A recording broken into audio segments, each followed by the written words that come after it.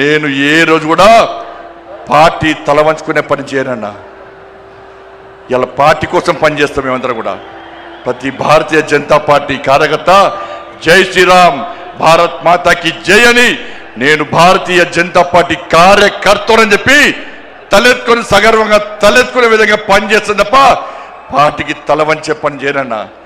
చాతగాని మూర్ఖులు, ధైర్యంగా రాజకీయంగా ఎదుర్కోలేని దద్దమ్మలు ఇలా ఏదో చేసి బండి సంజయ్ని కానీ భారతీయ జనతా పార్టీని ఇబ్బంది పడితే నేను ఫామ్ హౌస్ లో ఎలుకని కాదన్నా,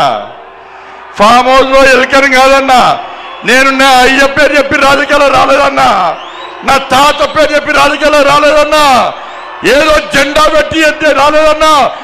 నేను కాశాపు జెండాను, కమలపు జెండాను భుజం మీద మోసుకొని సామాన్య కార్యకర్తగా నా రాజకీయం ప్రారంభించి ఒక రాష్ట్రీయ స్వయం సేవక, ఒక ఏబీవీపీ కార్యకర్తగా, ఒక యువమోర్చా కార్యకర్తగా, ఒక నరేంద్ర మోడీ శిష్యునిగా భారతీయ జనతా పార్టీ కార్యకర్తగా పనిచేస్తున్నప్ప సగర్వంగా భారతీయ జనతా పార్టీ కార్యకర్తని తలెత్తుకొని తిరిగి పనిచేస్తున్నప్ప తల వంచే పని చెయ్యన్నా.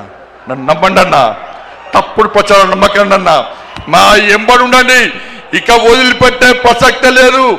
ఈ రోజు నుంచే మోడీ గారు ఈ రోజు వచ్చిపోయిన తర్వాత ఈ రోజు నుంచే తెలంగాణ రాష్ట్రంలో ధర్మం, తెలంగాణ అభివృద్ధి, ధర్మం ఆధారితంగా తెలంగాణ రాష్ట్రాన్ని అభివృద్ధి చేయాలంటే జై శ్రీరామ్, జై తెలంగాణ, జై శ్రీరామ్, జై శ్రీరామ్.